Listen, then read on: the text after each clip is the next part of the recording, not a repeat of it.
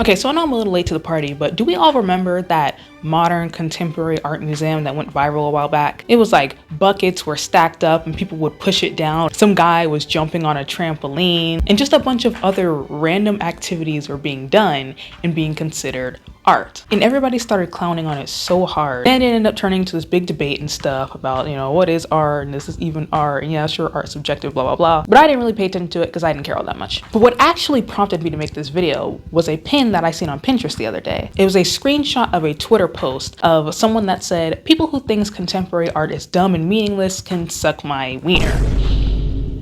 But to explain it, it's basically just a little electrical fan in a glass case. And besides the photo is an explanation of the origins of the fan. A conceptual artist has lost their lover to AIDS, unfortunately, and the family of the deceased cleared out his entire apartment. Everything except for that little fan. So they took the fan, put it in a box, and then cut holes into the box so that a little bit of air could go through when the fan was on. This was basically supposed to symbolize how easily a person's existence could be erased, just like so many people were during the AIDS crisis. And the air flowing through the box signifies a way to allow his lover to breathe one last time. So this started a debate and argument in the comments, because of course it did. And you had several people saying, look, I still don't get it. The story is sad, but I can't consider this art because all it is a fan in a box. And then other people saying that if you don't get it, that you're just heartless and you don't have any empathy, and you need to actually understand what the art means and why it's so important. And this is an argument that comes up a lot when speaking about contemporary and modern art. I'm going to use those terms interchangeably. They may not be exactly the same, but I'm just gonna put them in like similar categories for now. But yeah, when it comes to contemporary and modern art, it's not traditionally like paint mediums or something like that. So there's very often a debate on what you can consider contemporary or modern art and whether or not it's actually considered art. And as much as this argument could be very easily flattened out by just art is subjective. Art means different things to different people. That whole argument. And when watching this video, by the time you get to the end of it, some of you are probably gonna be smart in the comments to say, this didn't have to be a whole 20-minute video. It's just art is subjective. Yeah, but the funny thing about that is you say that, but nobody actually puts that into practice when it comes around time to talk about art. People will still argue as to why they're right as if something is or is not art. And today, my conversation goes beyond just art is subjective, because I feel like that is too simplistic and also not completely accurate about what art is. And of course, I'm saying that now, but when we really get down to it, what is art? What you currently have in your mouth is art!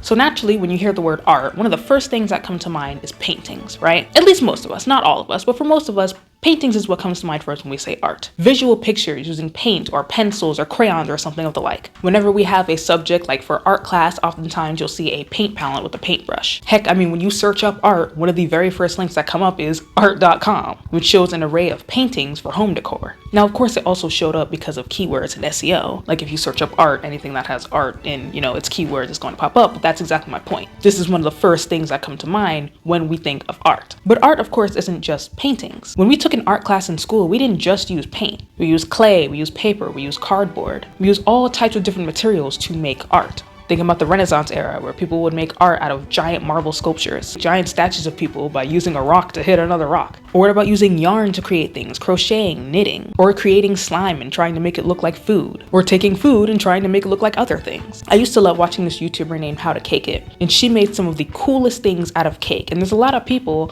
on YouTube and shorts, and you can find them, that make cake look like very realistic things. It's become an entire challenge to see if people can identify real food from just cake sculptures or something like that. So with all this criteria, it's safe to give the definition that art is a physical medium that can create a visually pleasing image. And that's actually a similar definition that Webster gives us, which is the conscious use of a skill and creative imagination, especially in the production of aesthetic objects. But wait, there's more. What about the definition right underneath that? Fine arts. What about mediums that are visually pleasing that aren't physical, or at least can be physically manipulated? The fine arts, theater, dance, music, performance. Having ballet dancers be able to leap through the air so it looks like they're flying. Hip-hop dancers being able to move as if they're robots. Emotion flowing through actresses and actors while they're on stage. People go as far as to say that certain music videos are art, or having a singer's voice be art. All these things are not physical mediums but visual expressions, so it doesn't even have to be a material that needs to be manipulated. But a commonality of the two definitions I just gave is that they both take time and effort. These are things that a lot of people take a lot of time to put together. It's a skill. So then art is something that takes time and effort, and that is why it can ultimately be appreciated. But that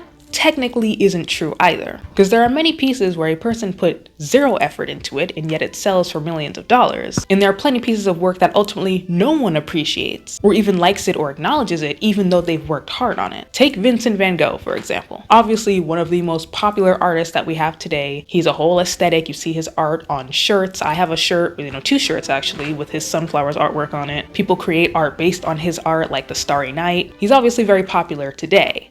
Back then, when he was alive, he was not. Many people in his time could not get behind his bold colors and strokes. Despite him working very hard and putting his heart and soul into these pieces, it was not widely appreciated until much, much later into his life, specifically well after he was dead. So something technically can't be art just because someone put effort into it. But the reason that Van Gogh's art didn't get, a lot of popularity at the time was because a lot of people didn't see it as visually pleasing. So, okay, we've got that all the way. Maybe now art is something that is visually pleasing to viewers. Aesthetic, pretty, nice to look at. Well, not necessarily, because some people describe things as art even if it isn't the conventional standard of beauty. For example, take the horror genre of movies, pictures, and art. A lot of these visuals are not exactly what people would call pleasing to the eye. If anything, they would be considered the opposite. They make your skin crawl, they make you want to look away entirely. Sometimes they get physical reactions out of you. Some people gag at certain sights and views. Just for a quick example off the top of my head, Billie Eilish's Bury a Friend. That music video, when it came out, caused a lot of stir for several reasons. A lot of people who did like the music video would consider it a piece of art, even though it was not visually pleasing to look at. There were needles being stabbed into her back. She was in these horror movie aesthetic positions. Her eyes were black for a period of the music video. It really did look like a horror movie. Yet a lot of people consider it to be a very well done video, and a lot of people enjoy it. So then, art doesn't have to be anything that is visually pleasing. It just has to be something that can be enjoyed. It just needs to make you feel something, right? Like art is something that is supposed to make you feel. And it doesn't always have to be happy and beautiful and good feelings. Sometimes it can be fear. Sometimes it can be disgust. Sometimes it can be anger. You see a lot of this with political art and stuff like that. Sometimes it brings the uncomfortable truth to light. Sometimes it starts movements. It bands people together. Or sometimes it can evoke a happier emotion, a feeling of romance, happiness, whatever. So at the end of the day, maybe the definition of art is that it's supposed to make a viewer feel. But if we remember our common argument here, art is subjective, which means not everybody is going to feel something by looking at a piece of art. I love Sunflowers by Vincent van Gogh, like millions of people do, but there are other people who may look at it and feel absolutely nothing. So if it doesn't encompass everyone, it can't have that definition because it's not definitive. But then we might be forgetting something else. Maybe art isn't supposed to be for other people. With all the definitions I gave, it's like, well, it's not supposed to be for other people. Like, why does it have to be for other people? Why can't art be for oneself? Self-expression. It doesn't matter if you don't get it, the artist gets it, and that's all that matters. See, that's a, really nice sounding definition. It's just like a nice sounding reality that we'd like to believe exists. But no, that's not how it works either. Whether we like the idea or not, a lot of what we do is because of and for other people, because we are biologically, psychologically, and sociologically conditioned to do so. I'm gonna make an entire video on validation and how that works and stuff like that, and how even if you don't believe the fact of what it is, like a lot of what we do is for other people and for the approval and validation of other people. But for a lot of art, yes, it's it's good if we make it for ourselves and we just want to hang it in our house or whatever. But let's be real here, a lot of art won't have the meaning that it's supposed to have if no one else knows about it. A perfect example, the fan in the box. The fan in the box that I showed you at the beginning of this video, that piece of artwork, it's supposed to convey the story of an AIDS victim. The fan in the box is supposed to be a representation of the incident that happened so that people can become more aware. If that fan in the box wasn't put on display or wasn't spread around on the internet, no one would know the story of this guy who died, during the AIDS crisis. The only person that would know is the person who put the fan in the box. And it's like, well, he doesn't need to know. He knows the story. He experienced the story. The point now was to bring awareness to everybody. So if he's not showcasing the fan in the box for everyone to see, then it's pointless. Like, why even have it at that point? Which means it can only exist with meaning if other people know about it. So if you aren't catching on right now, I am going through this whole entire list and not coming to a conclusion deliberately to make a point. It's not that I'm just trying to drag this video out to 20 minutes so I can get paid. That's definitely not what it is. No, but actually, like, I'm going around in circles for a reason, because that's kind of how philosophy works anyway. But I'm trying to prove a point that many of us claim that we know already, yet we forget as soon as a conversation about art comes up. We don't have an actual definition for art. Art is, as commonly stated, subjective. So some things can be considered art for certain people, and for other people, it will not. We can't come up with a concrete objective agreement about what art is, because art isn't real. Not that it doesn't exist, it's just not real. There is a difference. Art exists because we can conceptualize it in our heads. Even if we don't have a definition, we kind of have an abstract understanding of what it could be considered. It's something that we still somewhat have a grasp on in reality. So it does in fact exist because of these things. However, it's not real because it only exists within the subjectivity of our existence. So to give a better example, unicorns exist, but they are not real. They exist because when we say unicorn, you can come up with an arbitrary thought of what a unicorn is, right? Many of us will picture a horse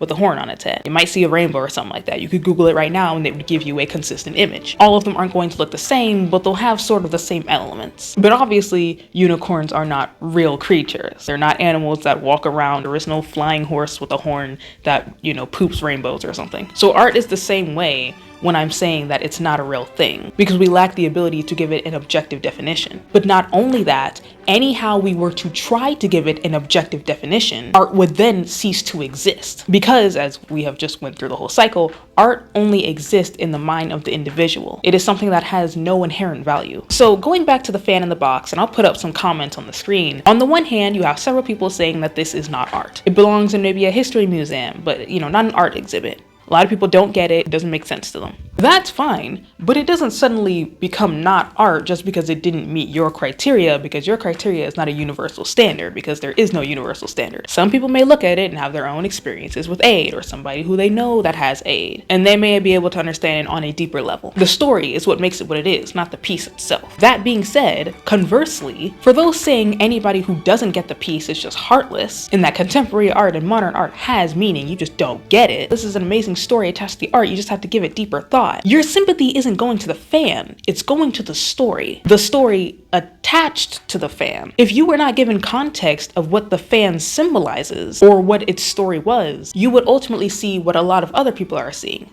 Just a fan in a box, because objectively that is what it is. There is no meaning here. The story is what has meaning. Because if this fan in a box was at an exhibit but had no plaque to it, explaining the context of why it's here and what it is, you would either have to A, give it a story so I can rationalize it and make sense out of it, or B, you're just gonna look at it like a lot of other people are gonna look at it and be like, this is stupid, it's just a fan in a box. People are not heartless just because they don't think a fan in a box is art. You only say that because you know the story behind the fan. It doesn't suddenly become art just because you deem it to be art. And this is something that I had to tell myself when it came to seeing these modern and contemporary art pieces, because I too was also in the boat of being ready to dunk on, all the nonsense that we see and how they're able to call it art. Because again, a lot of us are thinking very traditional, very like, it's a paint, it's an art piece, it's something that takes time and effort. It's like, this isn't art, this is just a person knocking down buckets.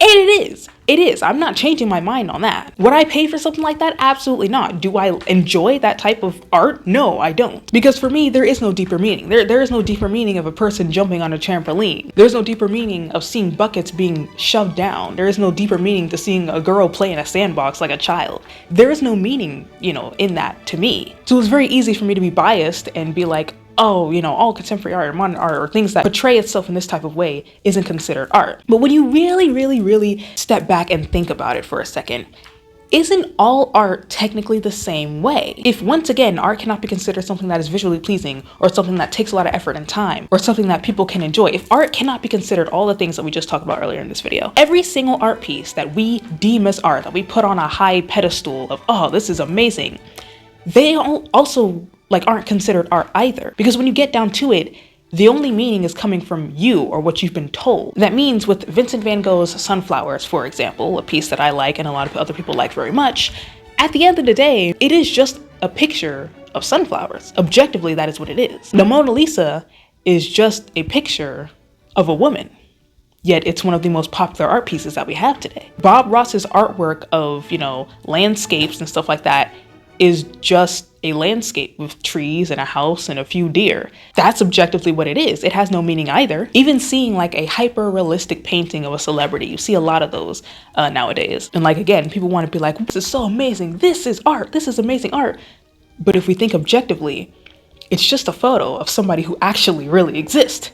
You could just search up a photo of Robert Downey Jr. or whoever the celebrity is that they just painted. Couldn't we have just done that? And I want to make it very clear, I'm not dunking on these art forms, because I like a lot of these, by the way, but I'm trying to push my biases aside and genuinely think about it objectively and kind of further my point on why I'm saying art isn't actually real in the first place. Like, yes, seeing a person push down buckets and consider that art is upsetting. When you get to everything else that we consider art, it's also just objectively whatever that it is. Is this making sense? Like, if you wanted to see a landscape, you could just go outside and see a landscape. You don't need art to do that for you. If you wanted to see a portrait of a celebrity, just go on Google and search up a portrait of the celebrity. Art can only exist within the context of something else. That's why I said it's not real. It cannot stand to exist on its own without latching onto another purpose or another reason. Because if art did try to do that and try to be objective, as I just explained in the examples I gave, it would not exist anymore. If you take away all meaning, all deep thought, philosophical, everything about an art piece and just say, that is a picture of sunflowers, that is a picture of a woman who is half smiling, that is a picture of a landscape, that is objective. That is no longer subjective reality. Like, we're all seeing the same thing. There's no way you can interpret that differently. That is objectively what it is. This is a water bottle. There is no other interpretation you can have of this. That is objectively what it is. It is a water bottle. But if you wanted to get deep and philosophical,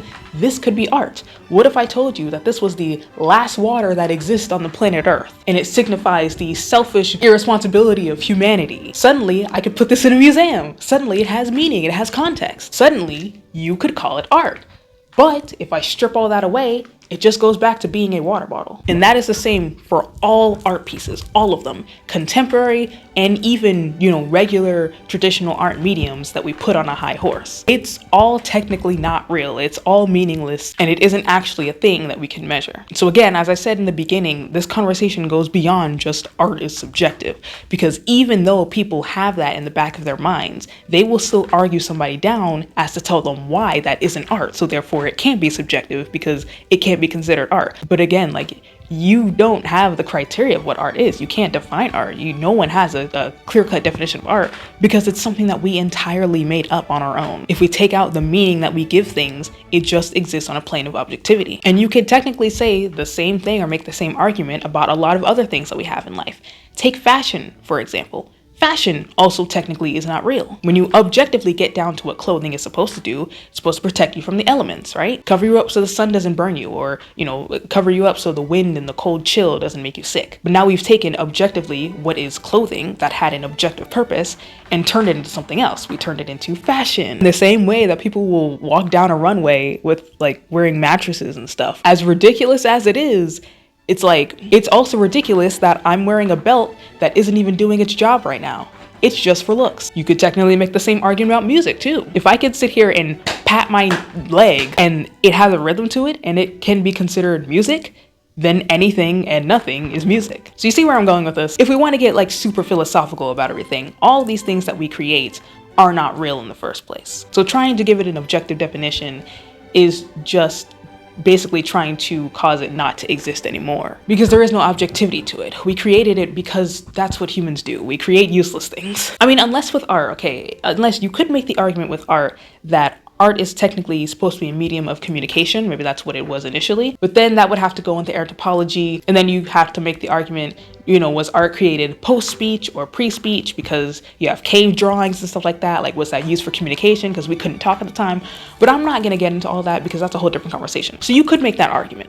But for now, I'm just gonna make the argument that art is not real. It's not an actual thing. And every conversation that we ever have about art really just runs itself in circles. And I think when people get themselves so worked up about what is or is not art, just trying to tell other people, you're wrong, you don't understand what art is. It's like, yeah, but you don't either. You can tell yourself all you want, art is subjective, guys, art is subjective, but you don't truly believe that. It's not even that art is subjective. It's just not even a real thing. So, if a banana taped to a wall is considered art to some people, then at this point, go off. Like, I don't even care anymore. Because at the end of the day, none of us even know what art is. But That's just a theory. An art theory. No, not a theory. It's a hypothesis. I'm doing research this semester and I'm trying to get myself out of saying the word theory because it's not scientifically correct, but it's not nearly as catchy. Like saying hypothesis isn't nearly as catchy as theory. That's a hypothesis. A game hypothesis. Like, no, that's ugh. Anyways, it doesn't matter. That's all for today. Hopefully you enjoyed this yap session about something that isn't super like controversial or anything. I kind of like things that we can just yap about, like,